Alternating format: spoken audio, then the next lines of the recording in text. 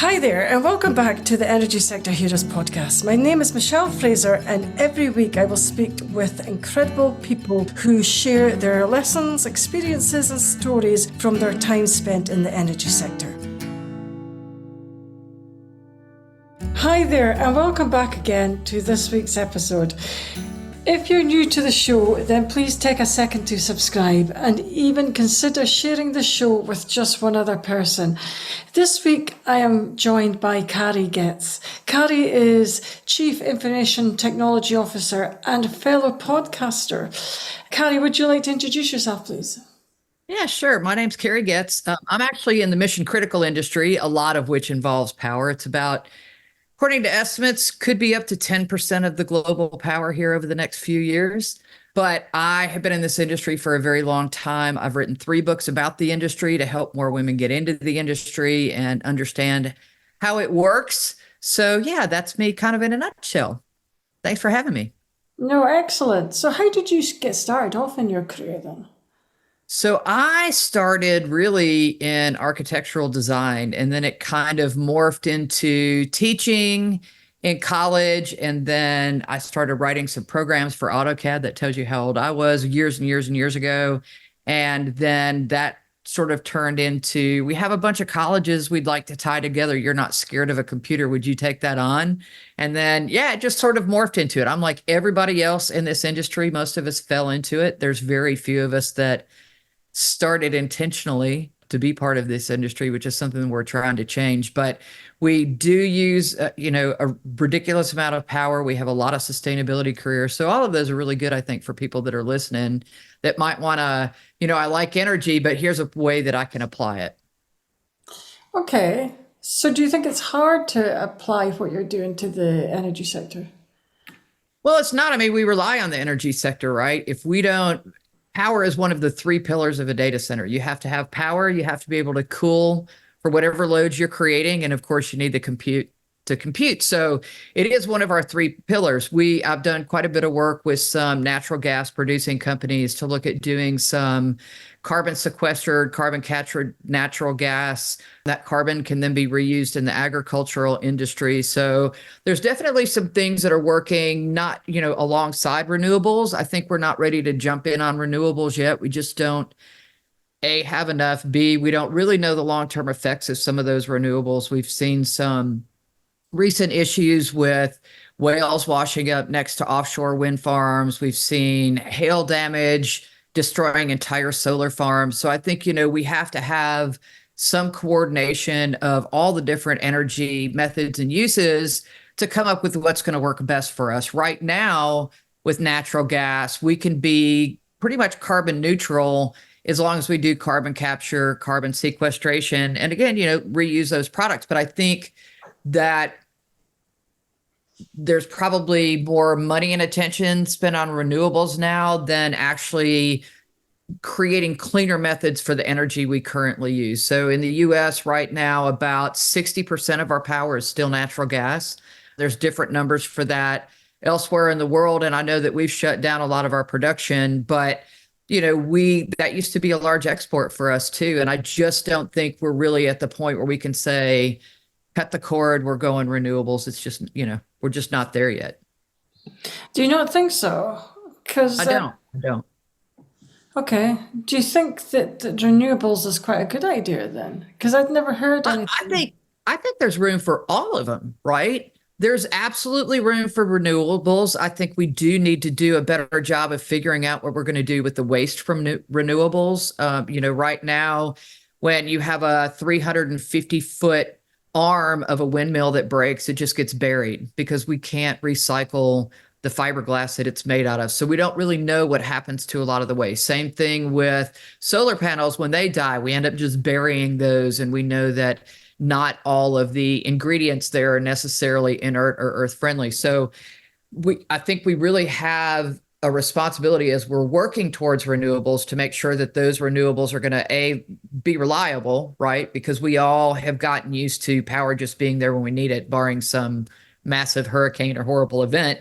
And also to make sure that we're not creating harm by trying to get rid of harm, right? I think, there's organisms on Earth that need carbon to live, and that's pretty much all the living trees, plants, flowers. So I think we have more, there's a huge project in the Netherlands that really employs this cradle to cradle, and they reuse kind of everything from power through the data center, through the food supply, all of that to see how green that whole entire campus can be. And I think there's more opportunities that we have to do some of those kind of things rather than just say, no, this is bad. And of course, I think we're also at a huge disadvantage in that one energy sector markets heavily against another energy sector when realistically both of those are part of the solution. I think that I do agree. I think everything is part of the solution. I don't think we can rely on one particular energy source going forward.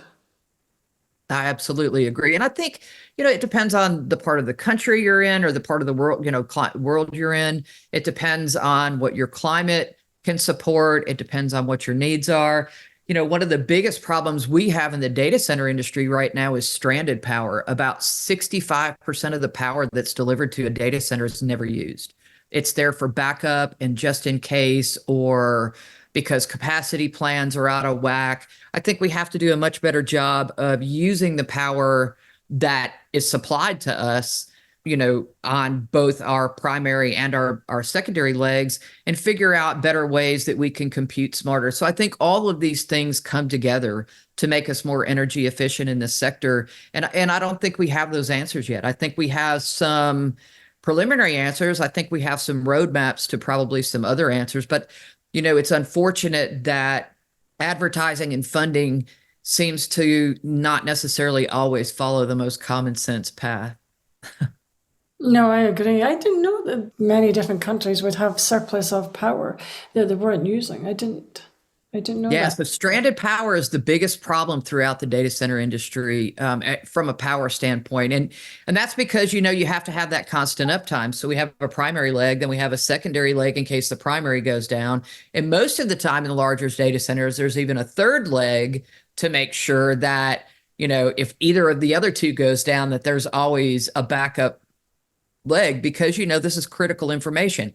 I just think that there's better ways that we can figure out, maybe looking at the risk for that compute load. Does it really need to have that level of redundancy or doesn't it? Because I think, there's a lot of our applications that it'd be inconvenient if it went down, but there would not be any long lasting ramifications, right? So I think we have to get smarter about how we use that throughout the industry, and even things like down to the desktops that people use. Most people leave their desktop powered on and turned on all night. Does it need to be? No.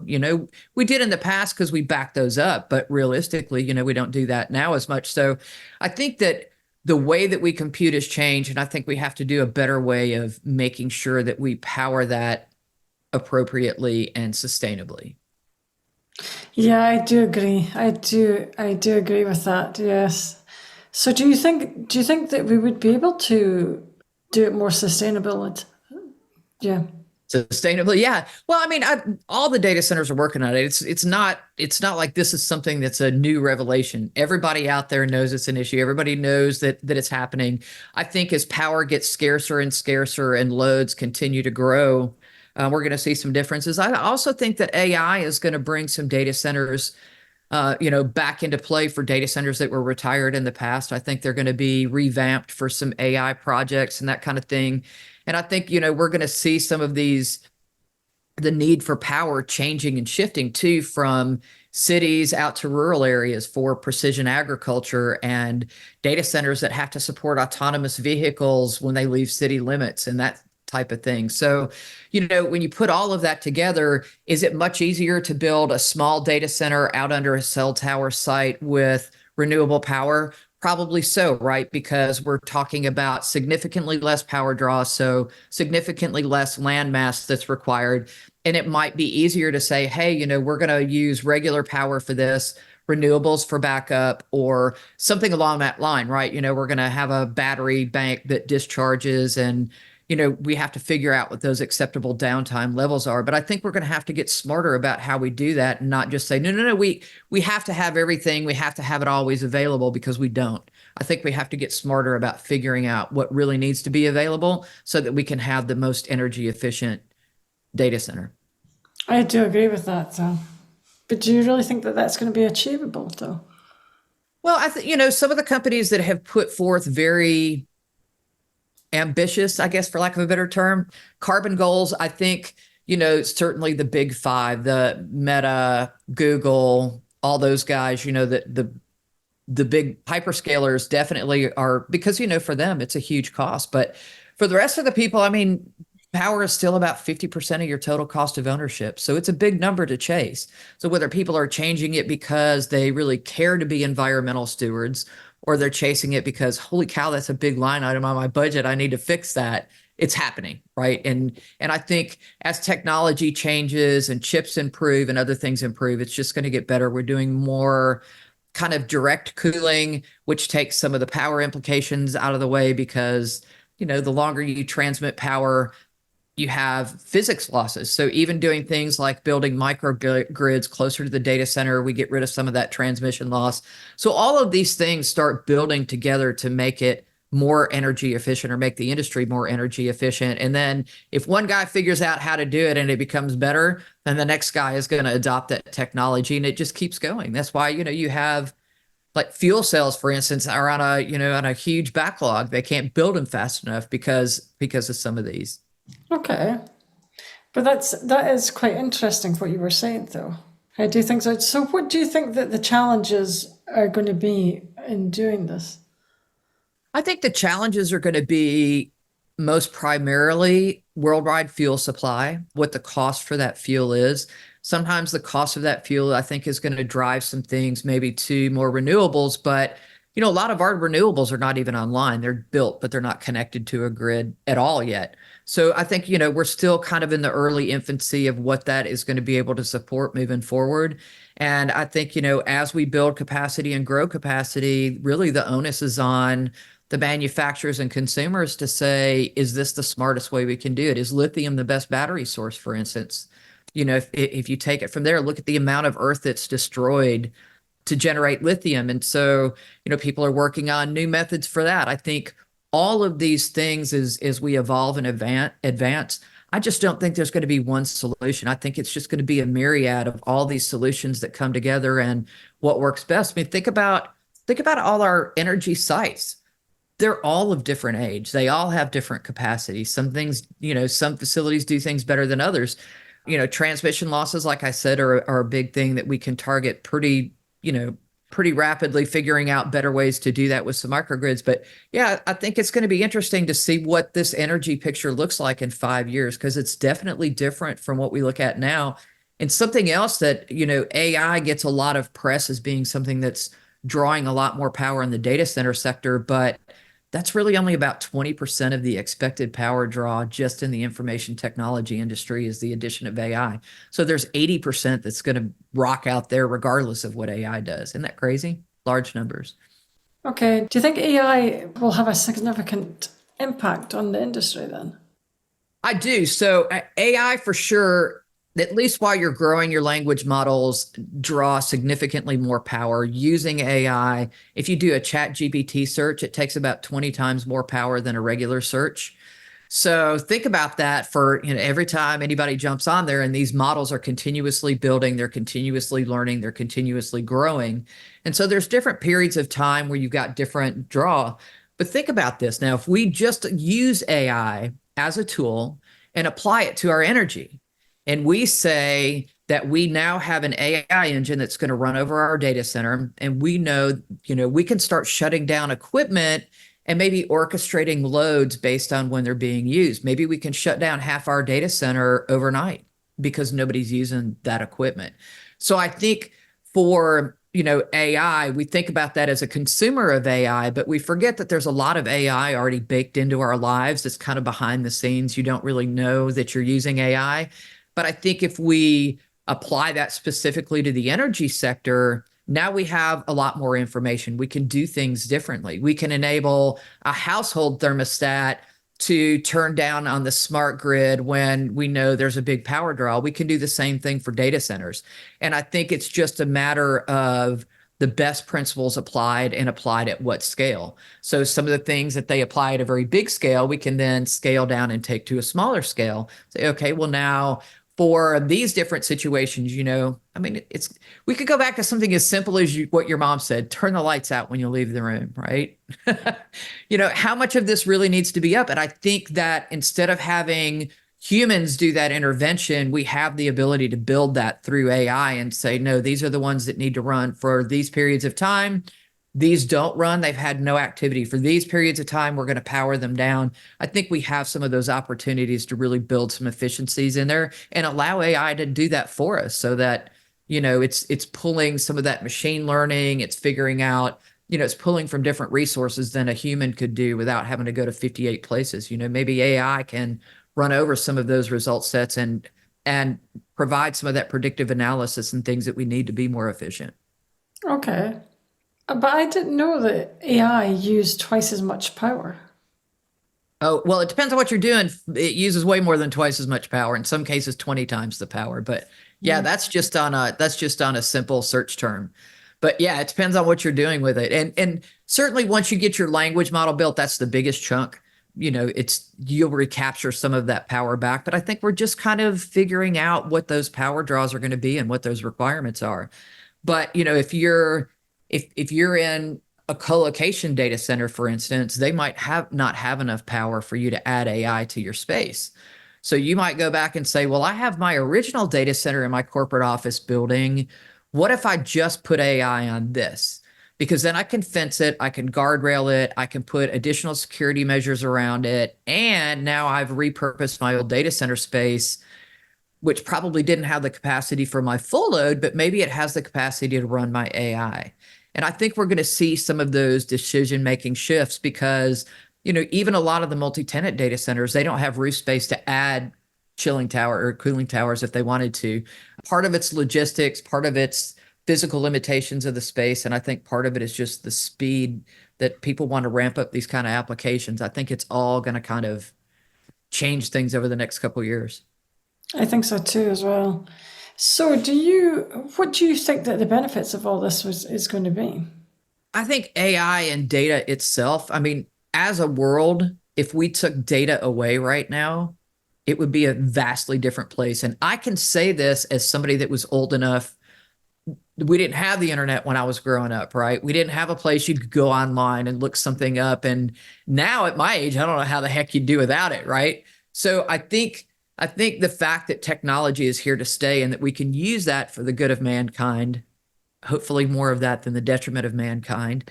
As we use that for the good of mankind, I think we just have to I think we're just going to continue to grow and be able to use some of the systems that we're creating to help us be better about this next generation of systems that are going to come along behind it. Do you think there will ever get to net zero or near to net zero? Nah. I mean, it's a goal. It's a lofty goal. It's a good advertising thing. It's a good marketing thing. But first off, I really question some of the net zero. If you listen to all of the scientists across the board, there's a lot of indecision as to what that looks like. How much carbon do plants filter out of the air, for instance? That's a good one to start with right there. If you put your carbon discharge into a greenhouse and the plants use that carbon as part of their photosynthesis, did you just render that carbon inert? And therein lies a big rub, right? Science has not settled on that particular fact. Science hasn't determined if that's considered a good filter for all of that carbon.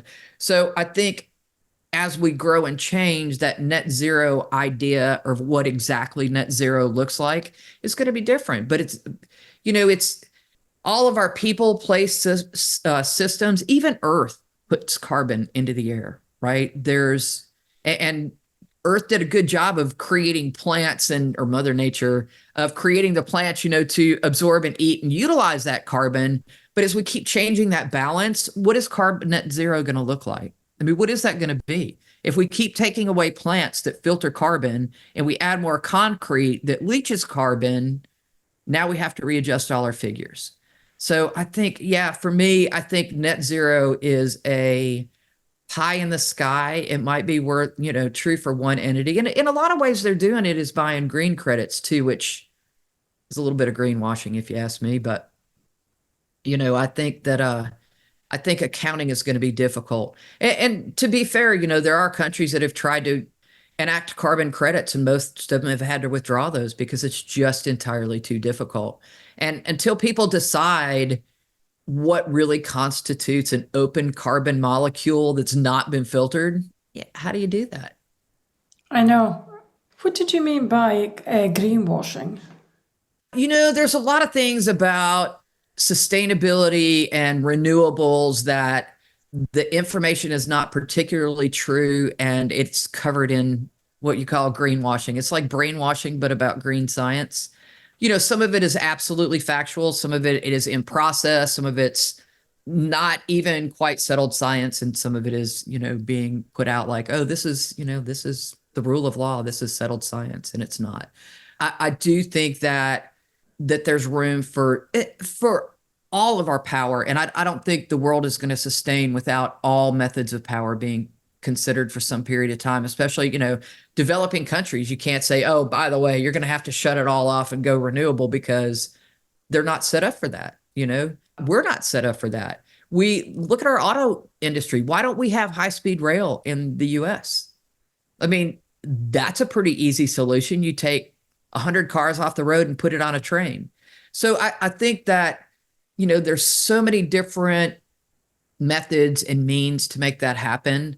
Here's another greenwashing example. Let's all jump in an electric car. That's great. But if you are charging your car off of natural gas or a coal power plant, are you really green? No, you're not. That's greenwashing. You feel green because you bought an electric car, but you're still consuming the bad power to charge the car. Granted, it's not gasoline, but there's, you have to consider all of that, and people sort of jump over the in-between facts to get to the end fact. Look, I'm driving an electric car. I'm doing great, right?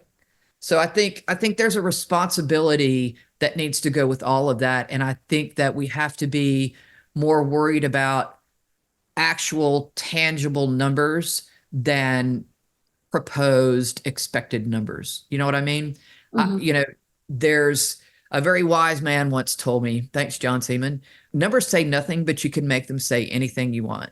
Right. So I think we have to be really careful. And I think there has to be a checks and balances on the whole industry to make sure that numbers that are being put forth are legitimate numbers, real savings, actual savings, and not, well, it's a savings based on we didn't have to buy this, but were you going to buy that to start with? No. Well, then it's not a savings that you didn't buy that. You know what I mean?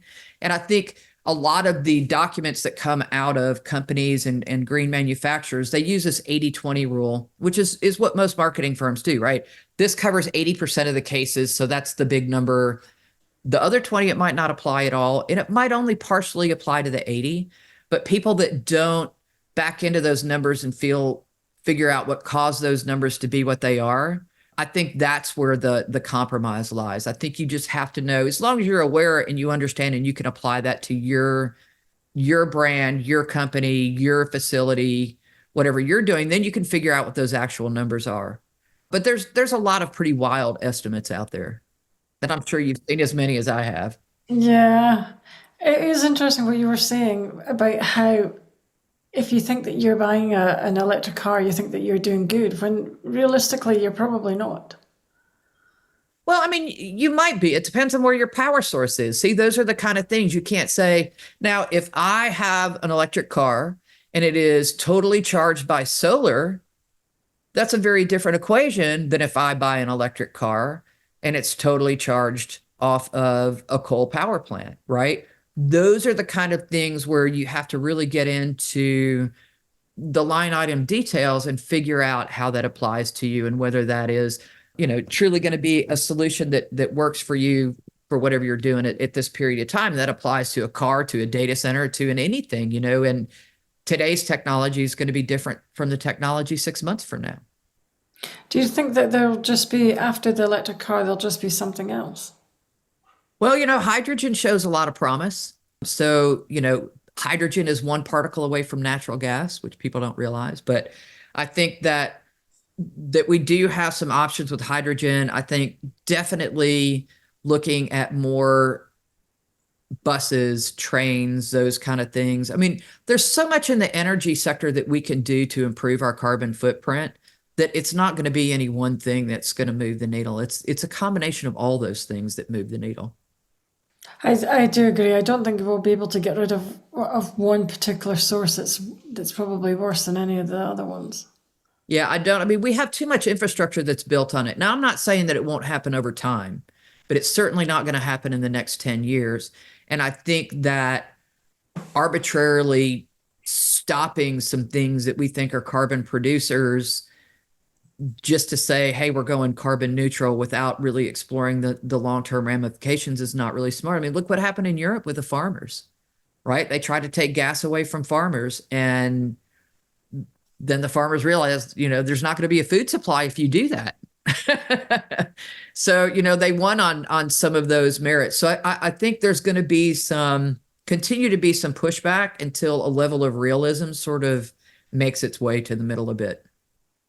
I think so too. I do think so as well. So, have you got any advice for any new graduates wanting to come into the information technology field?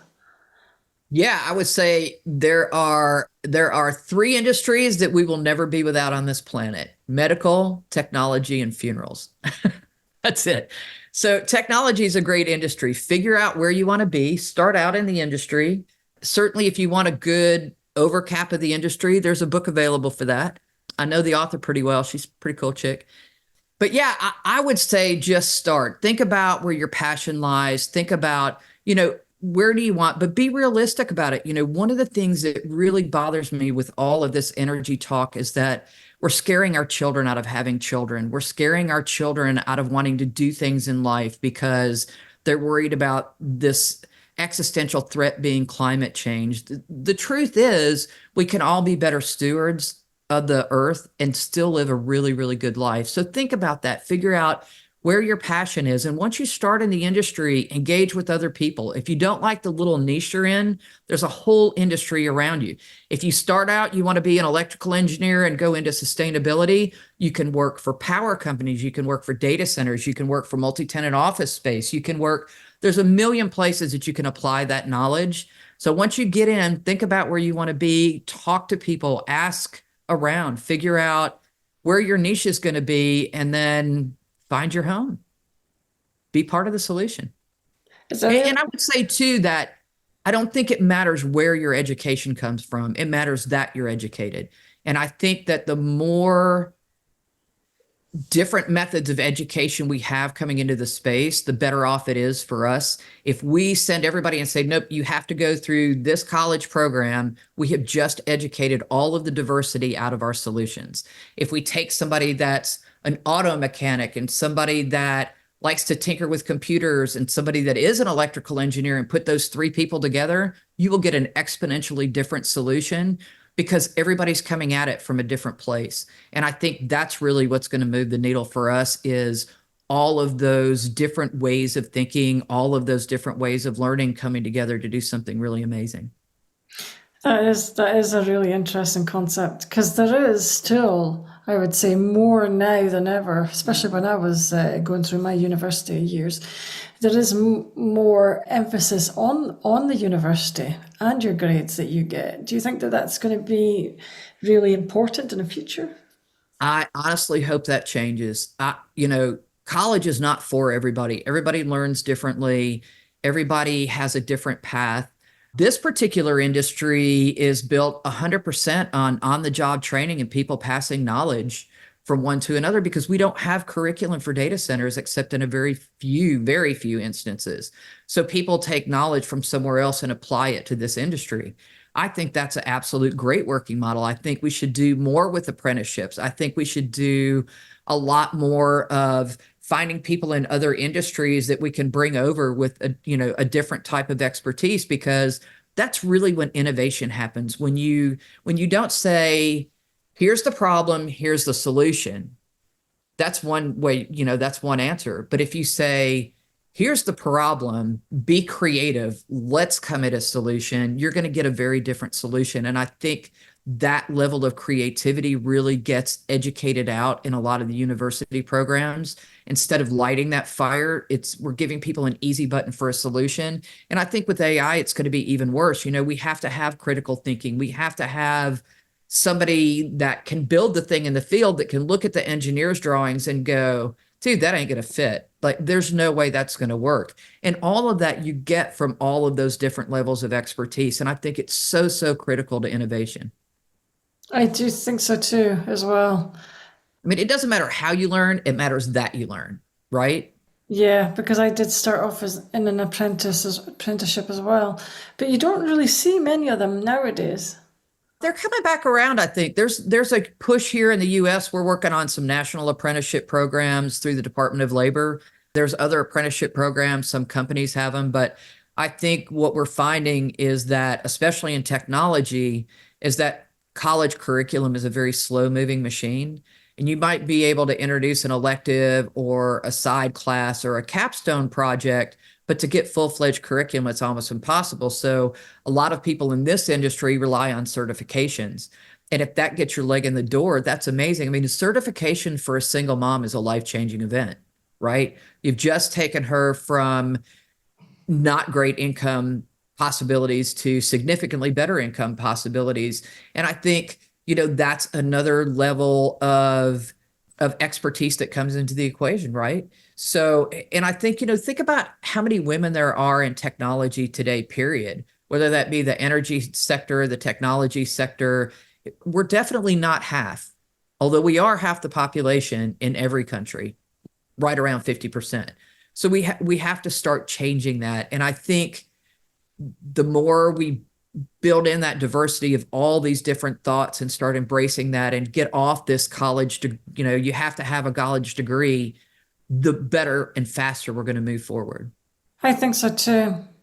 There isn't enough women coming into the technology and engineering space as well. There's more now than there ever has been, but there's still lacking numbers. Well, and the bad thing is once they start, the attrition rate is horrible. And so just in tech, when I wrote the first book, the attrition rate for women in tech was 67%. Not that left their job, that left an entire industry, which is awful, right? Now it's still over 50%, but we've got to stop that. We have to make these better places. We have to have more women reaching out to women. Honestly, the grassroots is really what's moved the needle in this industry for us. It hasn't been these DEI things. It hasn't been all these presentations at trade shows. It's literally been women reaching out to other women, and it's been very grassroots, and it's huge, and it's been enormous in moving the needle. And I think we have to do that across a lot of these non-female tradition, for lack of a better term, kind of jobs, right? And I think that really is going to spur some things along to make things happen differently. But I do think, even when I was at school, I mean, I was discouraged from going into anything technical. My sister as well, my older sister as well. But I think that they're more encouraged nowadays to take up engineering, technical. They are, but to be fair, most of it is coding. And so we have all these programs for kids to learn coding, and coding is a very specific technical skill. And if you love to code, you love to code. I used to code. I personally would rather not code now. It's not my thing, right? But I think the problem with that is if that's the first exposure and you hate coding, then you write off technology as a whole. And I think we have to do a better job of introducing all the different parts of the internet. We have to bring in the trades. We have to talk about the construction side. We need to talk about running fiber all the way down the roads. We need to talk about all of the trades. Some people love to work with their hands. We need that gift in this industry. We don't need to discourage that gift.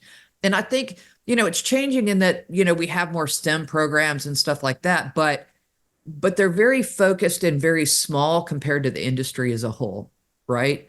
If you look at a STEM program right now for energy, it's mostly how to be an electrical engineer, not here's ways you can apply that. You can make flowers grow faster. You can, different ways you can apply it to really start igniting some of those sparks in very young minds. And most kids figure out what they're going to be by the time they're 7 or 8 when they grow up. And so if these concepts haven't been introduced at a young age, most of them don't even have it on their roadmap as a career to consider when they get older. And so, we have to reach these younger kids. We have to do things, we have to, I think, talk to kids about different jobs as they're growing up, as we run into people on the street. Oh, this is so and so, this is what they do for a living. This is so and so, this is what they do for a living. Because even what we were talking about, from a curriculum standpoint, it works for the degrees kids apply for, but it also works for who comes in on career day. We invite a doctor, a nurse, a lawyer, a fireman, a policeman every career day. Where's the other people, right? Where are the people that have all of these other jobs? So I think even as parents, we have to kind of rethink how we introduce these topics to kids, just to open up those pathways and open up those opportunities. I think so too. But do you think that the technology space is still billed as a male dominant, or still advertised Oh, as? it's 100% still male dominant. Go to Really? any trade show. Yeah. If you look at the venture capitalist or venture capital dollars that go to women, it's only about 9% female owned. The rest are all male owned. If you look at the companies that have board positions and female leadership in the technology space, it's very, very limited. And, you have to see one to be one, right? I think that's a big part of that, introducing women that do different things to students so they can figure out. I mean, I dial in and talk to classrooms all the time about technology and data centers, teachers that are teaching cybersecurity or coding classrooms or whatever. I mean, this is where the code lives. It lives in a data center. So let's talk about that. And, I think those are the kind of things that help to start moving the needle, is when you have those different people, different perspectives, and you light those little minds on fire because they don't have any preconceived notions yet. They know kind of how things work, and, set up that science experiment with how high heat rises or what you can do to affect heat and the difference between water and air when you're cooling, so, rejecting heat or cooling something off. You know, those kind of things spark those little minds' interest. I think it's great. I think so too. Yes, I do. I am quite surprised that during career days at school that they don't really have maybe more diversified people going. I mean, it's typically the same one. So I spoke to, I don't know, there was probably about 500 students at this one event 6 or 7 months ago. And I said, how many people of you know what a data center is? And one person raised their hand. I said, who do you know that works in a data center? He said, my dad. Other than that, nobody else knew. And these are where all your data lives. Every digitally known documented thing lives in at least one data center, at least one, most of them two or three. It's that critical. They are that critical. They are a huge amount of our energy consumption in the world. If you go out to the end device, they're way more than 10%, right? They're a whole lot more when you consider phones and laptops and TVs and streaming services and all that other stuff that uses this digital infrastructure from an energy perspective. It's everything. It's everything. And we don't talk about it in school. It's still quite sad because I do know that when I was at school, which was considerably a long time ago now, I would have to admit that the females anyway, didn't really get. We weren't allowed to participate in any technical subjects at all. And I don't think that's intentional. And I think that we have to remove intent from that, right? We have to remove this, oh, it's all the patriarchy, the men are stomping us. It's because we're not participating. And if we want to change that, we as women need to step up to the plate, figure out how to participate and change it our own selves. We're not, nobody owes you anything in this life. And, if you want to be part of the difference, put yourself out there, figure out what you don't know. It's a little vulnerable without a doubt, but I learned so much of what I've learned just from other people. Ask. There's so many people that will help you learn those kind of things and figure out. You just have to ask. But if you don't know what's out there, then makes it a little tricky to ask, right? I But do we that. do, Yeah. I honestly believe, I firmly believe that if we have more women involved in tech, tech will be a much kinder space. It'll be a safer place for our children. It'll be a kinder place to be. And I just think we need that so much right now. Do you think so? I do. I do. In what way? Well, I think there's more moms in the room. Not that dads don't pay close attention, right? But I think there's more moms in the room. And I think just as a species, we approach things differently, men and women do. We approach problems differently, we approach solutions differently. And I think, you know, we even approach things emotionally differently. And I think that's a healthy thing. I think it's important. I think you have to have a yin and a yang. I think you have to have a push and a shove. You have to have the good and the bad to figure out where the middle, where we all come together. And, certainly we see that in a lot of our world now, politics and everything else. People forget there's a whole middle. You don't have to be this side or that side. There's a whole middle that can come together and make amazing impact. I think we just have to have more people involved to do that. Yeah, but it's still just getting the females interested enough to go into Well, I technology. mean, we've got to teach the teachers. We've got to teach the teachers these are viable careers, right? A lot of our teachers started out knowing they were going to be a teacher and never looked at other careers because that's all they wanted to do was teach. And that was their calling and good for them. But, we have to have more of that exposure, more of that. We need to be rewriting our career manuals. We need to be rewriting our job descriptions and jobs you can work towards. All of that matters. Do you think so? I do. I do. And I don't get really caught up. I know that there's a lot of people that talk about the language used to make sure that you attract more women and some of that. And that I think may have some subconscious bearing. But honestly, a face-to-face conversation solves all of that. If you know somebody that's looking for a job and you think they have the propensity to be a project manager or jump in the energy sector, introduce them. They don't have to be from that. I mean, I know a person that was a dental hygienist that turned out to work in tech, right? You could come in from other sectors and you can bring people in from other sectors. You just have to reach across the aisle and make that happen. Okay, I never really thought about other. Yeah, I suppose you could change your career midway through your yeah professional working life. Yeah, I mean it's not hard to reinvent yourself. Sometimes it's kind of fun, But it's a good way to get out of a rut or out of a situation that's not necessarily all that great. Think about other ways you can use it. So, good example.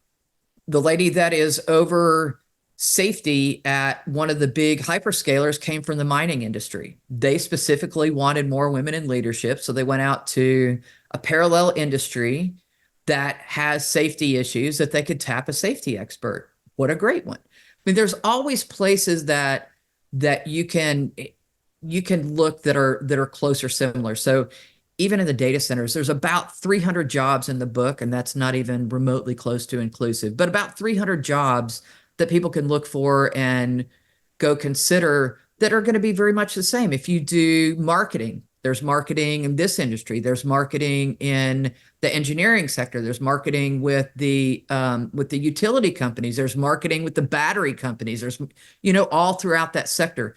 And so, if you're in a bad situation or you're trying to figure out a better way to be, figure out everywhere those products are used, figure out everywhere those products touch, and then kind of work your way and work that path through and figure out, find you a good home. Talk to other people that are in the industry. Reach out on LinkedIn. I answer all kinds of emails a day on LinkedIn. Just ask the question. You'd be surprised how many people there are that are really willing to help. That is a really good advice as well, because even if you're coming from a different industry, you could be bringing something new to the tech industries. And there's an innovation, right? There's a different application, a different way that it applies, a different way of looking at things. So let's see how we can make a change with that new piece of information, right? And And you that's bring quite somebody in powerful from as another well. industry. Let's see how we can change it based on that new piece of information. And now we really start seeing some innovation happen. And now, the better thing is that we are empowering our people to bring those ideas to the table. We're empowering our people to bring a different idea. Well, who cares if it doesn't work? Let's try it. Let's see if it works. If it works, great. We're all better off. If it doesn't, well, we have eliminated a possibility and we can take the lessons we learned from that failure and apply it to the next thing. And then maybe it's a success in the next iteration. We have to, I think, one other thing that we do to ourselves as companies and industry as a whole is that we don't embrace failure. Failure is the very best lesson you can have. You learn such amazing things from that failure. And people are scared to fail because, we're scared, oh, it's going to kill my job. I'm not going to be able to feed my family. I'm not, all the emotions come in, if you fail. But if you're in the right environment, that failure is absolutely encouraged because it's all valid lessons. And you'd much rather fail internally in a safe environment than put it out to your customers and find out it fails and then fail publicly. You know what I mean? Yeah, I do. So I'm going to maybe wrap things up now. I'm going to maybe ask you one more question. I was going to ask you, I ask this to everybody, if you were going to turn back time, what is one piece of advice you would give to your younger self? Oh, probably believe in myself more. I'm a very different, I believe in what I can do technically. I've never had that big giant self-confidence. So I would probably work on having better self-confidence and speaking my mind better. As a younger person, I'm much better at it now than when old had, but when I was young, not so much. That's really good advice. That is really good advice. Actually, very, very, very good advice, right? So that's all the questions I have today. I would like to thank Carrie for your time. That brings us to the end of another episode. Thanks for listening and see you next week. That brings us to the end of another episode. Thanks for listening. If you enjoyed the show, I'd like to gently encourage you to leave a 5-star rating wherever you listen to podcasts and share the show with another person. You can also follow me on LinkedIn or via my website, www.michellefraserconsultancy.com. Thanks again for listening and see you next week.